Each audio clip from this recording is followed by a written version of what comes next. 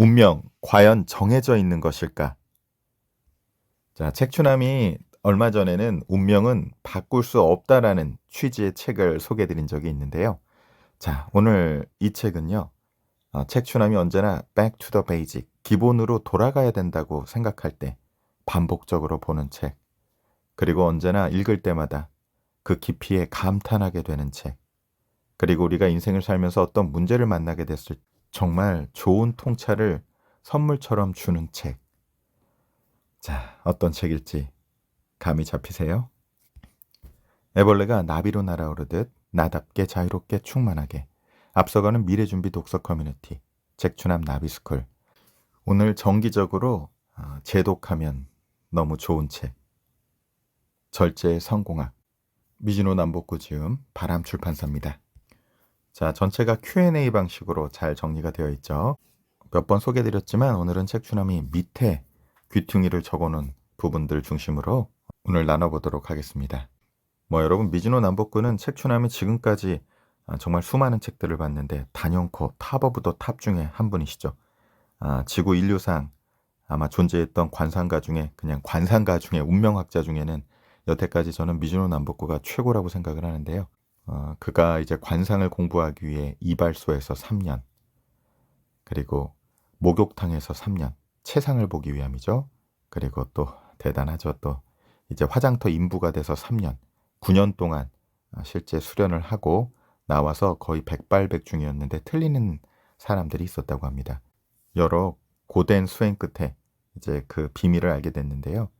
그 나머지 하나는 먹는 음식에 달려 있다라는 사실을 알게 되는데, 근데 많은 분들이 이 책을 음식에 관한 책으로만 알고 계신데 원제가 절제의 성공학도 아니고 이 남복구의 관상법이라는 제목이 붙어 있는 책인데요. 이것을 운명이라는 관점에서 다시 한번 보시면 새로운 각도로 보이실 거라고 생각합니다. 운명은 정성에 따른다. 많은 관상가들이 저를 보고 복이 많은 관상이라고 했습니다. 그런데 왜 아직도 가난하고 궁핍한 생활을 하고 있습니까? 운명의 기륭은 정성에 따라 달라집니다. 마음이 성실하지 못하기 때문에 궁핍한 생활을 계속하는 것입니다.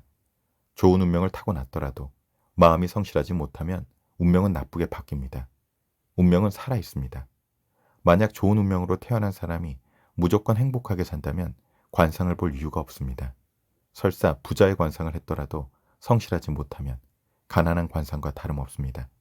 반대로 가난한 관상으로 태어났더라도 성실함에 따라 복을 불러들일 수 있습니다. 어떻게 마음먹고 행동하느냐에 따라 관상은 변합니다. 그렇기 때문에 제가 기륭을 말하기보다 심신을 다스리라고 충고하는 것입니다. 기륭을 중요하게 말하는 운명학자들은 아직 경험이 부족해서 그렇습니다. 왜냐하면 사람들은 좋은 일이 일어날 것이라고 말하면 그 말만 믿고 노력하지 않아 좋은 운명을 나쁘게 바꾸어 버리기 때문입니다. 심지가 굳은 사람도 좋은 운명을 타고났다고 하면 기분 좋아지는 것이 인지상정입니다. 관상을 물어볼 때도 길흉을 묻지 말고 어떻게 살까를 묻는 것이 옳습니다. 만약 자신이 가난한 운명을 타고났다고 생각이 들면 그때부터라도 만물을 소중히 여기고 성실하게 생활해야 합니다. 자, 이 만물을 소중히 여기는 것 자체 가장 대표적인 방식이 바로 음식을 절제함으로 천하 만물의 생명을 아껴주는 것이라는 논지가 계속 흐르죠. 이렇게 덕을 쌓고 노력하는 사람은 가난하고 병에 걸릴 운명이라도 부귀하고 건강하게 살게 됩니다. 여러분, 또 장병두 할아버지 아시죠? 책추남에서 소개드려서 참 많은 붐을 타고 아직도 이게 재출간이 될 수가 없어서 아직도 문의를 많이 해주시는데요. 거기서 장병두 할아버지가 관상 보는 법을 말씀하시죠. 예를 들어 아주 부귀한 관상을 가지고 이제 온 사람한테는 많이 나누고 살아야 진짜 복되게 살 수 있습니다 라는 식으로 말해주고, 혹시 어려운 삶을 살도록 이제 그 어떤 운명지어진 부분이 있는 사람이 찾아왔을 때는 당신은 열심히 우보천리식으로 열심히 우직하게 하다 보면 반드시 좋은 날이 올 상입니다. 이런 식으로 이제 사람들에게 그 해석을 다르게 해준다고 하는데, 이런 지혜를 가진 운명 철학자들이 몇이나 될지는 저도 잘은 모르겠지만요. 어쨌든 이 고수들은 말하는 게 다르죠. 운은 누구에게나 있다. 젊을 때부터 운이 없어서 고생만 하고 살았습니다. 저에게는 언제나 운이 따를까요? 당신뿐 아니라 세상의 많은 이들이 운이 없다고 하늘을 원망합니다. 그러나 운은 있고 없음과 좋고 나쁨의 경계가 없습니다. 사람의 운이라는 것은 우리 몸의 기운에 따라 달라집니다. 태양이 하늘을 순행하듯 몸에도 천지의 기운이 순행합니다. 이것을 바로 운이라고 합니다. 사람은 하늘의 뜻으로 그 신체가 생깁니다. 그래서 운이 명이 되는 것입니다. 귀천을 불문하고 사람은 다 천운을 받아서 삽니다. 운에 따라 명이 달라지기 때문에 천운이다 하면 명도 없어집니다. 죽는다는 것은 기운이 몸을 떠나는 것을 말합니다. 그러므로 사람이 살아있는 동안에는 항상 운은 내 몸 안에 있는 것입니다. 운은 항상 몸에 깃들어 자연의 이치와 함께 돌아가므로 마음가짐과 몸가짐이 바르면 좋은 운이 되고 그렇지 않으면 나쁘게 됩니다. 먼저 마음가짐과 몸가짐을 제대로 하면 절대로 운이 나빠 고생하는 일은 없을 것입니다. 자, 이 원리를 현대적 관점에서 이제 또 풀어낸 게 이제 간헐적 몰입이라는 책이니까 여러분 함께 참조하시면 어떤 이야기가 전체적으로 통합적으로 되고 있는지를 이해하실 수 있죠. 다른 사람을 돕는 방법. 어려운 사람들을 도와주면 덕이 크게 쌓인다고 하는데 다른 사람을 돕는 방법을 알고 싶습니다. 그런 질문을 해주니 참 반갑습니다. 남을 도와주는 것은 덕을 쌓는 일입니다. 덕을 쌓는 일은 남 모르게 해야 합니다. 아무도 모르게 남을 도와주는 것을 음덕이라고 합니다. 적게 먹고 조금이라도 만물을 허비하지 않고 하늘과 자연의 은혜를 잊지 않아야 음덕을 쌓을 수 있습니다. 자, 다시 한번요. 적게 먹고, 자, 저도 다시 새깁니다. 항상 자꾸 잊어버려요. 그렇죠? 명상하듯이 먹는 게 중요한데 이게 거의 무의식 상태로 그냥 빨려 들어가듯이 먹는 경향들이 제게 있는 것을 발견을 하는데요. 자, 어쨌든 두 번째, 조금이라도 만물을 허비하지 않고. 그렇다고 이제 구두쇠가 다른 얘기는 아니고요. 세 번째, 하늘과 자연의 은혜를 잊지 않는 것. 이것은 바로 감사하는 마음이 되겠죠. 뭐 호포노포노 같은 것을 응용해도 좋으실 것 같고요. 책추남 나비스쿨에서는 우리가 이제 공덕 쌓기 프로젝트 하죠. 사리사욕 공덕 프로젝트. 무슨 의미냐면 이게 막 덕을 쌓는 게 내게 진짜 도움이 된다는 관점에서 이것을 사리사욕을 가지고 해라 이 뜻이죠. 크게 사리사욕을 부리면 어떤 의미냐면 결국은 내가 공덕을 쌓는 것, 음덕을 쌓는 것이 진짜 큰 나를 위한 일이다. 그런 큰 사리사욕을 우리가 부려보자는 거죠. 그런 의미에서 이제 매주 올 때마다 어떤 공덕을 쌓았는지 나누는데요. 무의식적으로 복받는 습관, 이제 무의식 속에, 세포 속에 이제 이렇게 프로그래밍 해드리려는 그런 프로젝트인 거죠. 이런 뜻을 모르는 사람은 한 털 곡식이 바닥에 떨어진 것을 보고는 크게 한탄하고 아까워하면서도 맛있는 반찬이 있으면 배부른 배를 두드리며 더 먹어 똥을 만드는 사람입니다. 이렇게 살면 스스로 음덕을 해치는 것은 물론 자연의 이치마저 무너뜨립니다. 예로부터 녹이 없는 사람은 세상에 나오지 않는다고 했습니다. 자기 먹을 것은 갖고 태어난다는 얘기입니다. 식이 있어야 명이 있듯이 식이 다하면 명도 다합니다. 한 입 더 먹는 것은 천명을 줄이는 길입니다. 음식을 조금이라도 그릇에 남겨서 살아있는 생물에게 베푸는 것이 큰 음덕이며 음식을 베푸는 것이 큰 자비입니다. 사람들은 흔히 돈으로 남을 도와주려 하는 경우가 많습니다. 물론 돈으로 아무도 모르게 도와주는 것도 음덕을 쌓는 길 중에 하나가 될 수 있을 것입니다. 그러나 천지자연 속 이치에는 돈과 재물이라는 개념이 없습니다. 돈과 재물은 사람이 만들어낸 것이며 세상을 돌고 돌기 때문에 세상 모두의 것입니다.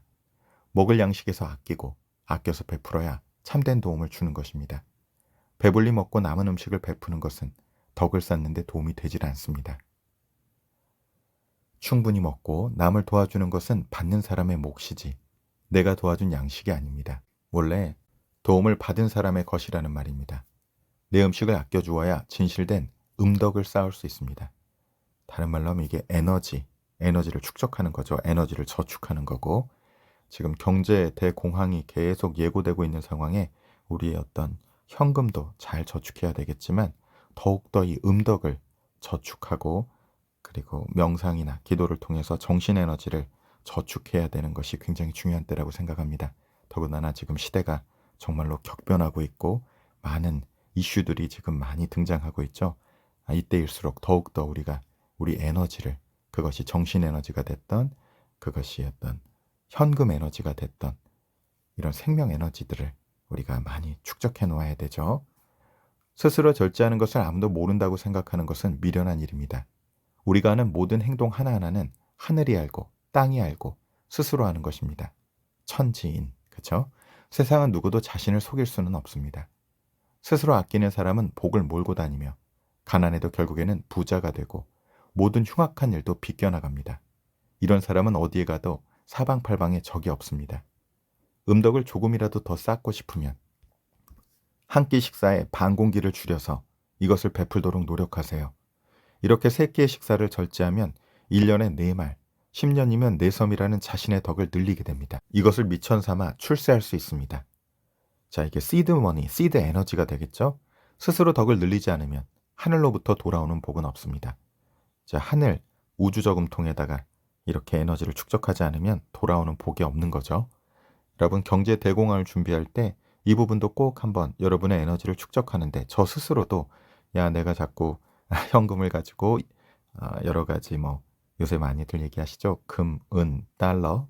이건 제가 4년 전부터 계속 말씀드렸던 거고, 짐 로저스의 의견을 따라서 그리고 스스로도 짐 로저스의 의견이 합리적이다 라고 스스로 판단을 한 거죠. 투자는 언제나 자신이 스스로 결정하지 그 누구에게도 책임을 물을 수 없는 것. 제가 템플턴 투자마인드 북살롱에서 정말 강조드리고 있는 내용이죠. 자, 이런 지혜를 가지고 경제 대공황을 준비하는 우리 나비님들 정말 되셨으면 좋겠다는 생각이 들고요. 자, 이를 조금 더 설명해 주는 내용인데요. 불교 행사 중에 방생이 있습니다. 방생은 생명을 살리는 일이니 큰 음덕을 쌓는 일 아닙니까? 불교에서는 방생이라고 새와 물고기 등을 놓아주는 행사를 합니다만 이것은 음덕을 쌓는 길이 아닙니다. 방생을 하려면 새와 물고기를 잡아야 하고 다시 놓아주더라도 원래 살던 곳에 놓아주지 않으니 짐승들이 당혹해하고 고생하게 됩니다. 진정으로 방생하고 싶다면 매일 먹는 짐승과 물고기를 절제하는 것이 참 방생이 아닐까 싶습니다. 불교는 부처를 닮으려는 종교입니다. 그런 방생을 하지 말고 부처를 닮아야 합니다. 부처께서는 자신의 식을 감하여 이를 천지에 공양하여 원대한 꿈을 이루었습니다. 또한 음식을 절제하여 극히 소식을 하셨습니다. 그 식덕이 마침내 전 세계에 꽉 찼으므로 세월이 지날수록 그 법이 더욱더 원대해졌습니다.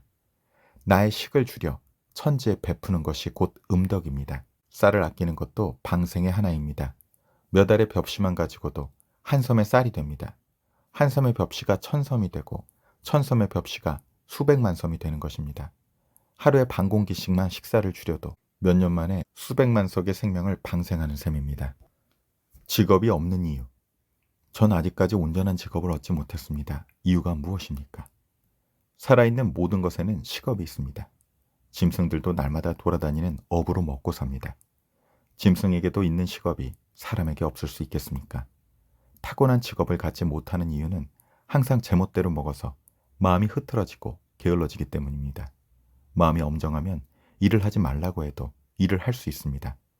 오늘 일을 내일로 미루고 내일 일은 그 다음 날로 미루는 일이 반복되니 하늘로부터 받은 식업을 갖지 못하는 것입니다. 이런 식으로 세월을 보내면 몸과 마음이 병들어 결국에는 아무 일도 못합니다. 무병장수하는 법. 무병장수하는 것이 소원입니다. 어떻게 해야 합니까? 나라에 임금과 신하가 있듯이 사람에게는 마음이라는 임금과 음식이라는 신하가 있습니다. 임금이 훌륭하면 신하의 충성도 높지만 임금이 흐트러지면 신하가 임금을 따르지 않으며 큰 변란이 일어납니다. 반대로 훌륭한 신하를 둔 임금은 성군이 되지만 나쁜 신하를 둔 임금은 폭군이 되기 쉽습니다. 훌륭한 마음을 가진 사람은 식사가 난잡하지 않고 규칙적으로 소식합니다. 질병은 마음이 흐트러지거나 식사를 규칙적으로 하지 못해 생기는 변론과 같은 것입니다. 사람은 육체와 마음으로 나눌 수 있습니다. 집이라면 마음은 그 집에 살고 있는 주인입니다.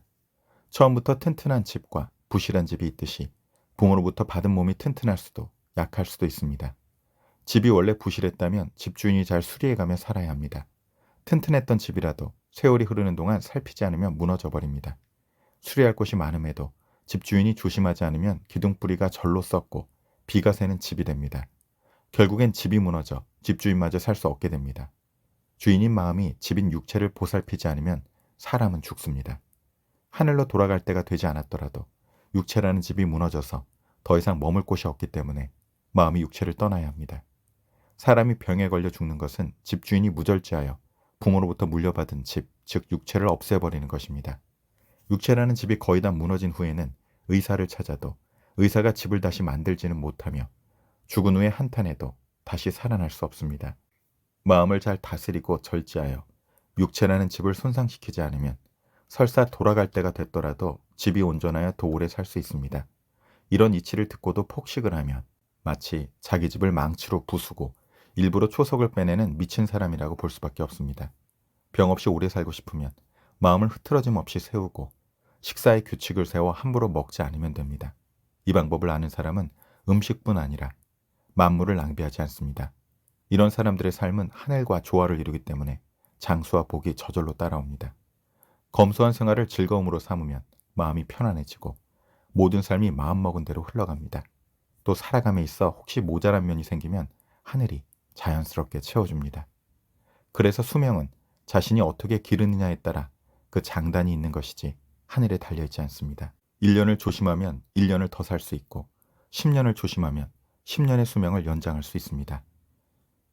자, 여러 가지 생각이 떠오릅니다, 여러분. 영노화 2029년부터 이제 장수 탈출 속도에 도달하게 되면 이제 본격적인 이제 영노화가 또 양자의학의 발전으로 또 나노로봇의 발전으로 또 로봇 기술의 발전으로 이제 굉장한 이제 인간이 살아가는 행태가 많이 바뀔 텐데 여전히 그래도 이치에는 면면이 그대로 이어질 것 같네요. 우리 앞서가는 미래준비 독서 커뮤니티 책추남 나비스쿨이라고 말씀드리는데요. 이게 방주 다이어트 프로젝트로 해보면 어떨까라는 생각도 듭니다. 이 경제 위기나 새로운 격변하는 시대를 잘 이겨나가기 위해서 또 새로운 시대를 준비하기 위해서 이런 에너지를 축적하는 프로젝트로 해보면 어떨까라는 아이디어도 저한테 스치는데요. 자, 선생께서는 오랫동안 수련을 해오셨는데 생활에서 쉽게 실천할 수 있는 건강법을 알려주십시오.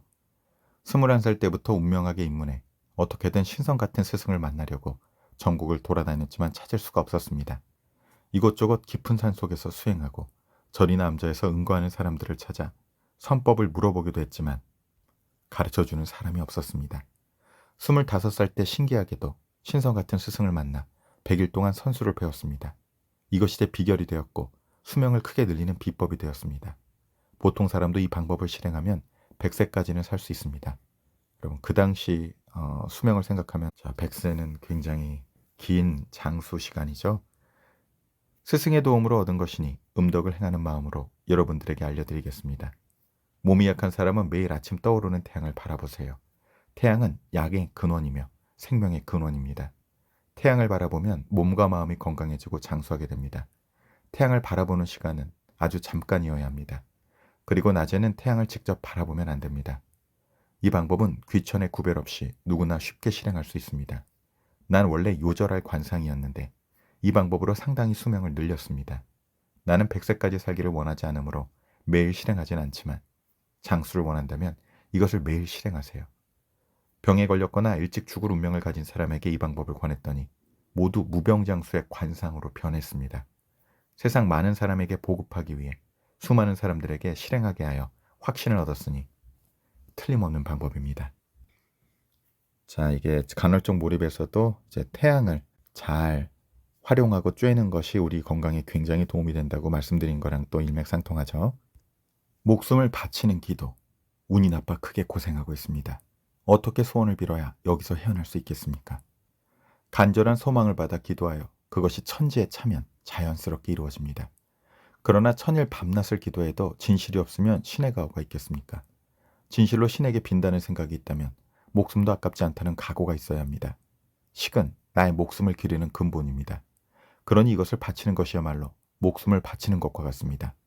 평소에 한 공기의 밥을 먹었다면 반 공기로 줄여 신께 바치세요. 실제로 식사를 바치는 것이 아니라 밥상을 대할 때마다 신께 마음속으로 기도하면 됩니다. 지금 반 공기를 드립니다. 하고 마음속으로 기도하고 반 공기의 밥을 먹으면 됩니다. 먹지 않은 반 공기는 신이 즉시 받아줍니다. 금식 기도겠죠? 신은 정직한 사람의 머리 위에 계신다고 했습니다. 물건을 직접 받는 것이 아니라 그 마음과 뜻을 받는 것입니다. 그런데 충분히 먹고 신에게 매일 맛있는 음식을 따로 해서 바쳐도 신은 좋아하지 않습니다. 자신이 먹을 것을 아껴서 올리는 뜻만을 받는 것입니다. 셋을 먹었다면 둘을 먹고, 둘이었다면 하나만 먹고, 하나였다면 반을 먹어서 그 덕을 키우면 세상에 이루어지지 않을 소원은 없습니다. 이렇게 하면 작은 소망은 1년이나 3년이면 이루어지고 큰 소망은 10년이면 충분히 달성할 수 있습니다. 여러분, 이게 진짜 시크릿이겠죠? 여러분의 소원을 달성하는 진짜 시크릿이 여기 있다고 생각을 합니다.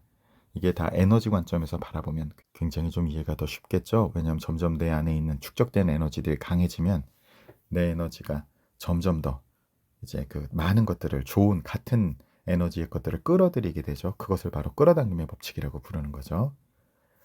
자, 이번에는 죽을 때 괴로움이 없으려면, 훌륭한 분들을 많이 알고 있으나 음식에 신의 뜻이 있다는 말은 처음 들어봅니다. 아무리 선생님의 도가 높다고 하셔도 좀 지나친 것 아닙니까?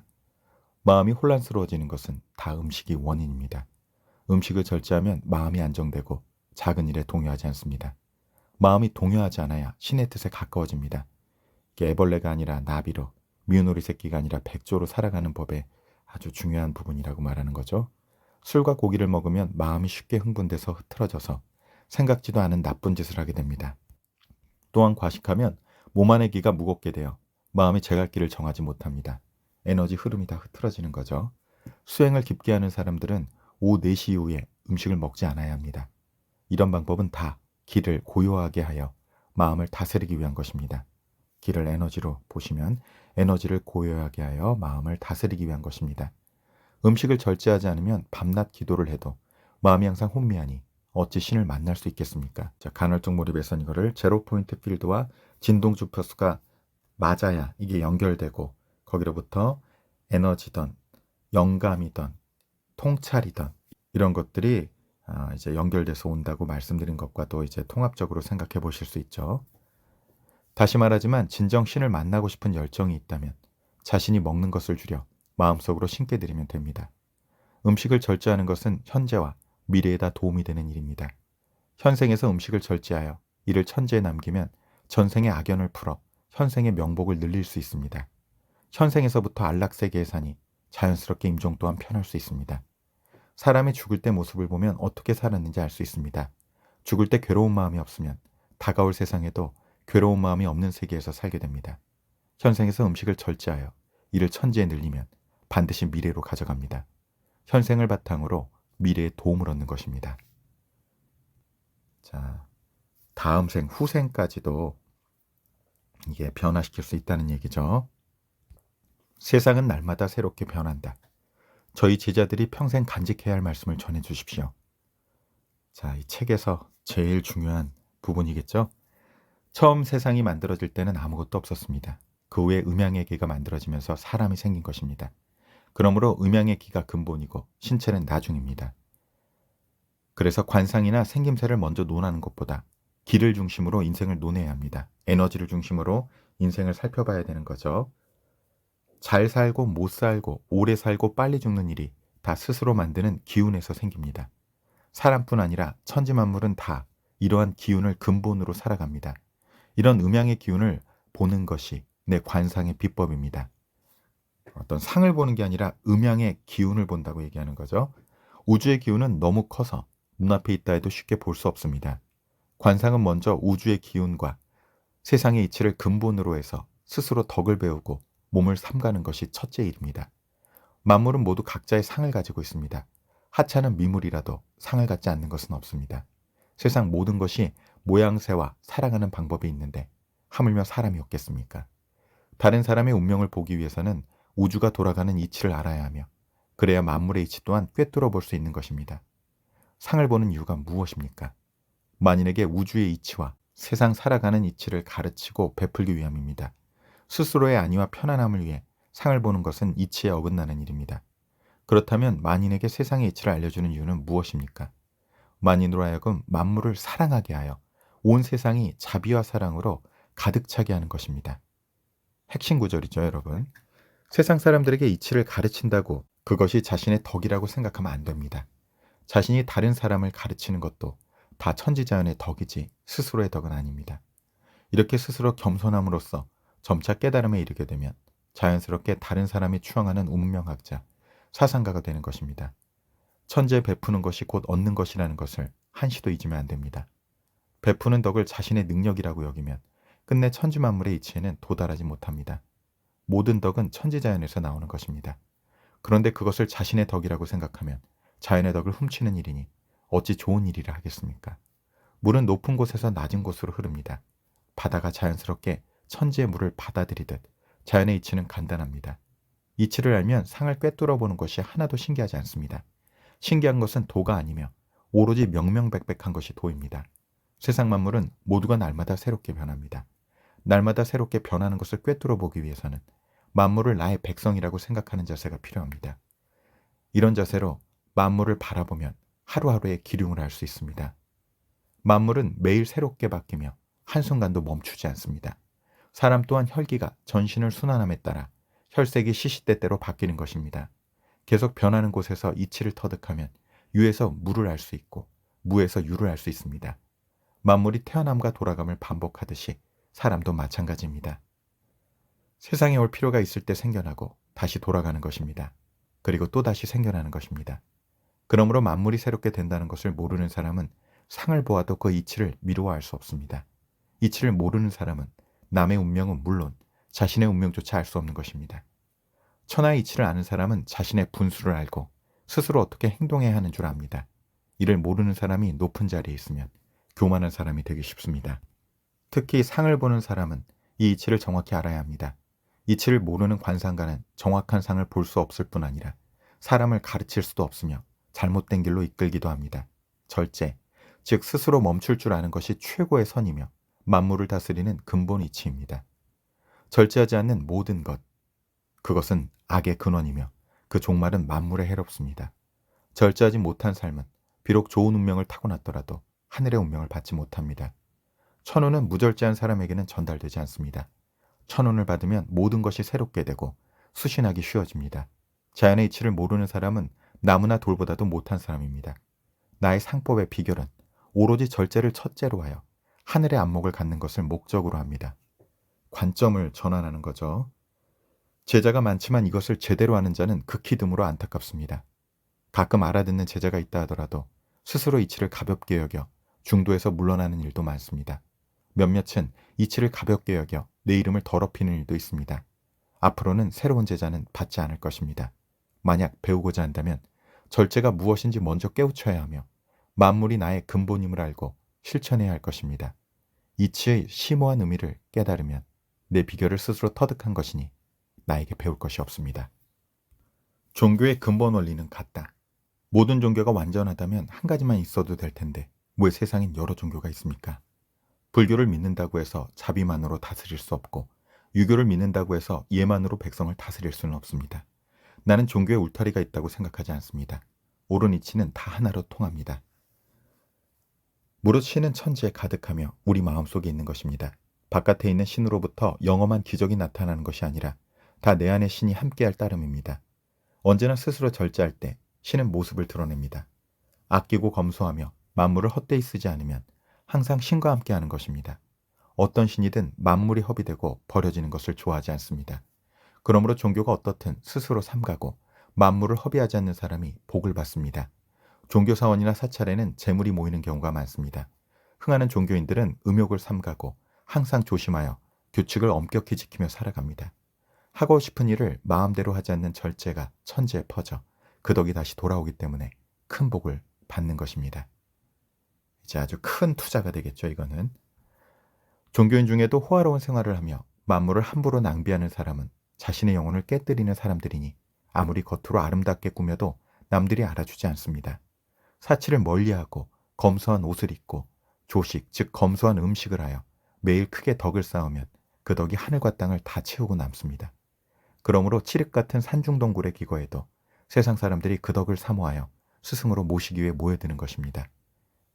이게 라마나 마하리시가 또 생각이 나네요. 이것이 다 자신의 절제가 세상의 등불이 되어 천지를 비추기 때문입니다. 사이토 이토리 신이 이것을 관광, 빛을 보러 모여든다. 빛도 결국 무언가요, 여러분? 에너지. 그렇죠? 아주 강한 에너지가 빛을 발하는 거죠. 만물의 법칙. 선생님은 천하제일의 관상가라고 소문이 대단하십니다. 그런데 왜 음식 절제만 강조하시고 인간의 기륭에 대해서는 자세한 말씀이 없으십니까? 내가 왜 상을 보는 줄 아십니까? 상이란 스스로 몸을 다스리고 천하를 다스리는 대도이기 때문에 나 혼자 알아서는 안 되기 때문입니다.